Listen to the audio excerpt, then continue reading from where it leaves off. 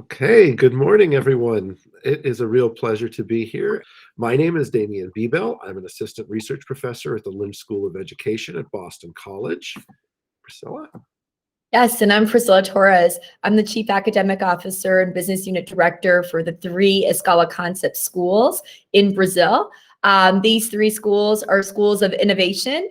They came into existence in 2017, and we are now celebrating almost 5 years in two of our campi and 4 years in one of our campi, which is our flagship school in Sao Paulo. Yeah.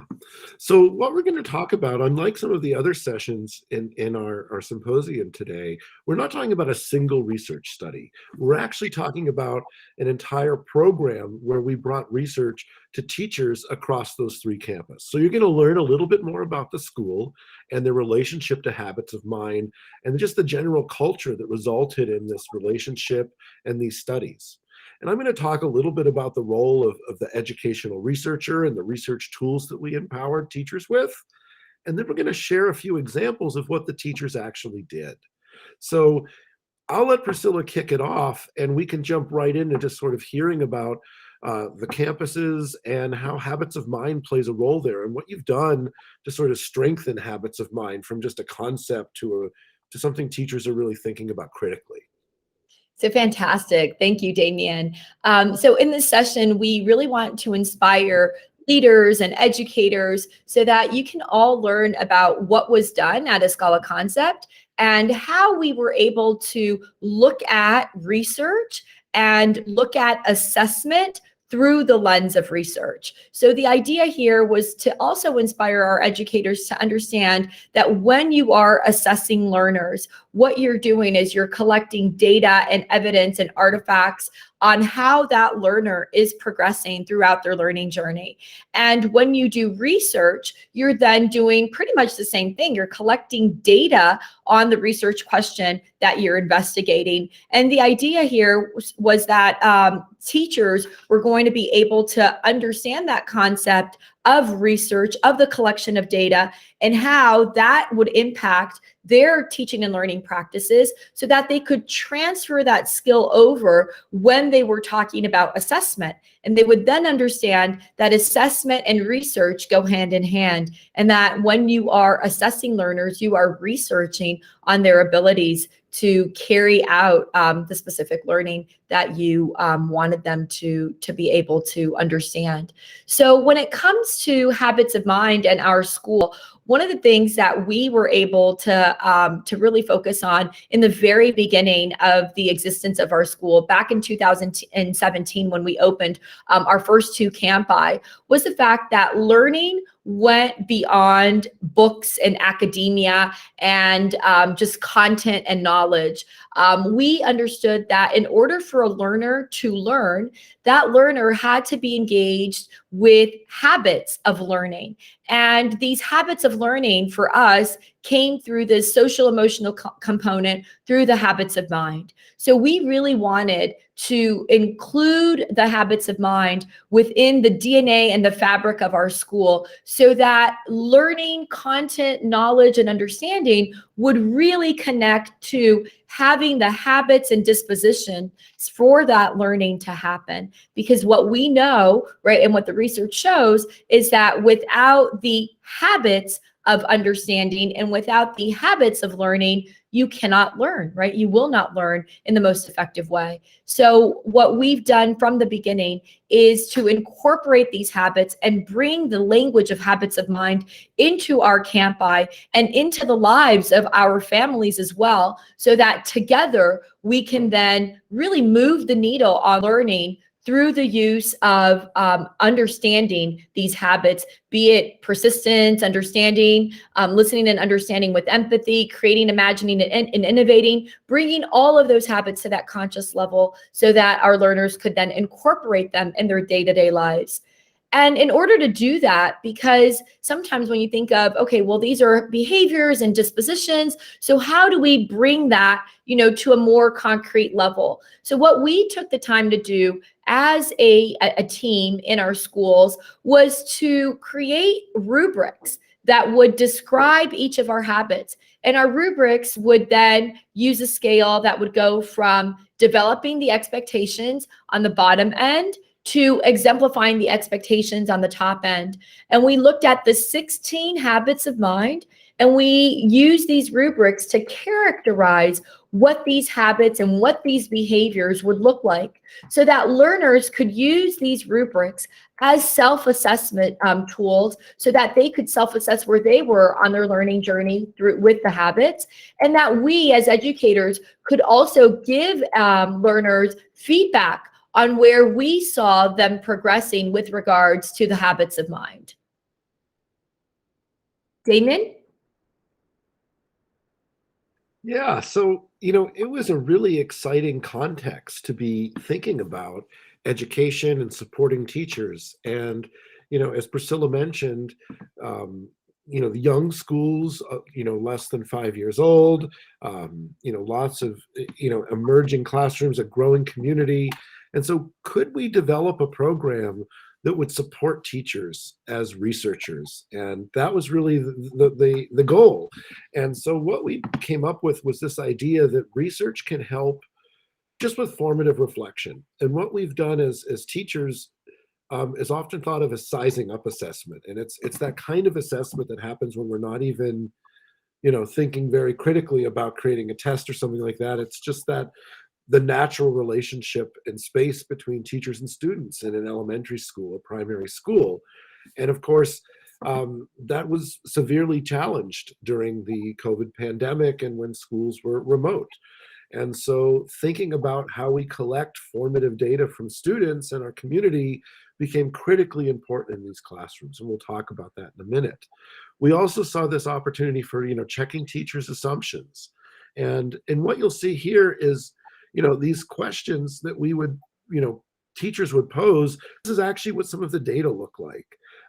We asked students, or teachers asked some of their students to draw the first memory that comes to mind when they think about online learning. And you can see the range of student examples collected across the 3 primary schools. And so again, when COVID, basically changed education for so many schools. I mean, we estimate close to 1.5 billion students were displaced from their schools globally. The tools and resources of the researcher became a little more important, I think, to classroom teachers.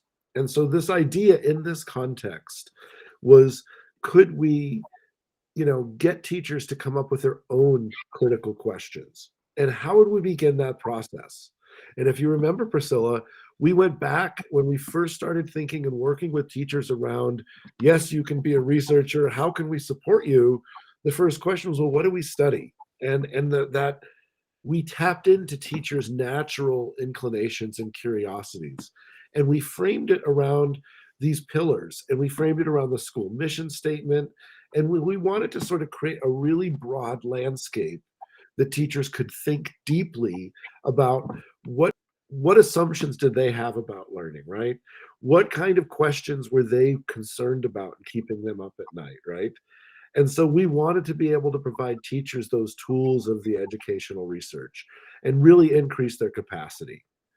And so over a series of in-person sessions over 7 months, from July through December, we met with teachers and we asked a lot of them. They came together in groups for professional development. And then, from there, we set them off with challenges and tasks and homework and experiences that they needed to have to be able to conduct their own studies.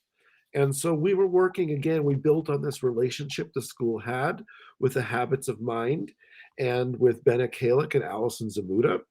And we were able to tap into their experiences and knowledge with teachers to develop these synchronous professional development sessions that we scheduled from, over the remainder of the school year for all of the classroom teachers. And we talked about things like using research tools and creating surveys and creating rubrics for your drawings. And we really engaged teachers in thinking deeply about just the way they ask questions. And then we got out of the way and we let the teachers basically start thinking about their own questions. And we ended up, Priscilla, with hundreds of research questions that really tapped in to all of the things that teachers were thinking about and worried about and concerned about during this like totally unprecedented educational year they were having.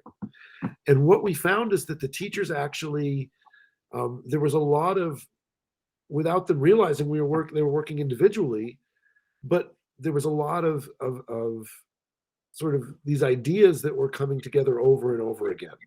And so we actually put the teachers into groups, and we actually encouraged them to work as groups across campuses. And so for many groups of teachers, they were assembled based on their topic. So the teachers would come up with a topic of interest, and we realized that, you know, there were a number of third grade teachers all interested in engagement during online learning classes. And so we'd think about, do you want to work together? Do you want to collaborate as a team? And the teachers were really excited to do that. And it really, I think, resulted in a different kind of experience than if they were working individually. And so some of those groups were actually put together based on, you know, the role the teacher played. So, you know, the librarians all had a chance to talk to the other librarians. We took advantage of the fact that we weren't in a physical space, and we could bring 250 teachers into one Zoom space from across, again, these varied campi, and then break them into groups based on their interests or their background. And so we're going to share a couple examples, but it's important to realize that teachers had a lot of support. And this wasn't just like a research mandate that came down from leadership that then they developed these great projects. We worked with them. We provided office hours. We provided lots of professional learning opportunities and time for teachers to try things and to see what works. And so we're going to share a couple examples. And we have a whole, you know, we'll put in the link in a moment during our session, and we'll put in the archive chat at the end of our session links not only to all of these slides, so you can spend more time looking at this, but you can actually go into the project websites and see the data, see the hypotheses questions teachers came up with, see the actual voices of students and teachers. So Priscilla, I think we have time to at least talk through one of the examples, because this is really where it got interesting, and we can see how teachers formed a group, developed their own question, and how they, with our support, were able to develop a study to shed some light on something that was of interest to them. Absolutely. Thank you, Damian. Yeah, I think one of the things that I also wanted to share is the fact that once we finished the project, the research project for this phase, we created this repository with all of the data that all of the educators had collected amongst the 3 campi. And that was really fantastic, because this repository became this beautiful website, which is the website that you see down below, the star.festivaloflearning.com.br, which has every single project. It has all of the data. It also has the projects tagged by age level and group and by campus. So it became a tool, this living and breathing tool that we were able to go back to so that we could then inspire our work and our journey with the work that others had completed and with the research that others had done. So one of the projects that I wanted to bring to light is this one that had to do with Writer's Workshop and Habits of Mind, and connecting the Writer's Workshop to the writing in Portuguese, in the Portuguese language. So this was fascinating, because with this age group, grades 2 and 3 learners, we understand that writing can be a challenge. So we really wanted to understand how they felt about the writing process. And again, remember that when this whole process was happening, learners were home, right? And they were part of this virtual village. And we wanted to make sure that their self-esteem would be supporting the learning of writing and supporting their written productions. So we began really by collecting data using a series of different forms and tools to do this. So we used Google Forms in the digital world. We also created these handouts, and they had to take pictures of the handouts or scan them to share with us what their thinking was with regards to writing. We wanted to gauge them with ideas about their favorite moments and what was one of the things that they loved learning about, and just really bringing things that were familiar to them within the scope of the writing process. And here's an example of a rubric that we created, right? We made it really child friendly. This is the same rubric that we showed in the beginning of our presentation with the slides, but we made it really appropriate and reachable for them to be able to answer, you know, how they were feeling along this process. And this is where we were able to assess based on their self-esteem and how that self-esteem was then connected to writing. And again, self-esteem being connected to habits of mind as well. So we used emojis for this rubric so that it would be age appropriate for the grade level. And in that way, they would be able to give us their self-assessment data and feelings throughout the process, so that then educators were able to course correct as they were evolving and developing throughout the journey.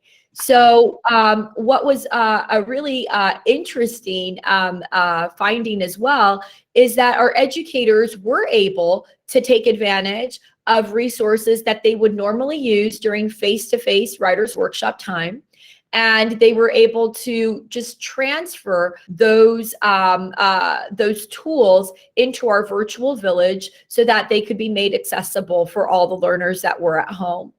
And then we had pre and post assessments with regards to the student feedback and how they were feeling with regards to reading and writing in Portuguese. And lots of great takeaways came from this, and the understanding that learners were able to start, you know, growing their use of descriptive words while they were developing sentences, and they were able to connect complex ideas. And it was fantastic to see why they were selecting certain habits of mind that were supporting them throughout the way. So, for example, they chose persistence because they were associating the writing and the time that they had to write with that being a burden for them, and that being a really time-consuming process during their virtual village. So it was really fascinating to understand and to get an in on their feelings. But most importantly, it was really productive to have teachers from all three campi working together, collaborating, looking at the student data together, and then together making decisions on what would move the needle on the teaching and learning practices. And that's why we say measuring what matters, because we really wanted to measure what mattered in order for us to move the needle again on all of our results, on all of our growth opportunities with regards to any of the areas that we were exploring and researching on. So we had projects that were in the area of physical education, which we call body and movement, and collecting data with regards to how students were interested in certain sports and why, and analyzing their interests. And this one was a tough one to do, considering that they were home, right? And here they are in their homes, in their apartments, and us then collecting data on sports and the practice of sports throughout the pandemic. So really fabulous opportunities to look into data collection, to look into the impact that these research questions had on the teaching and learning practices, and to really connect research to what we do in schools. Damian? Yeah, thank you. So again, we'll have all of these resources available in the links for this session, and all of the slides will be available.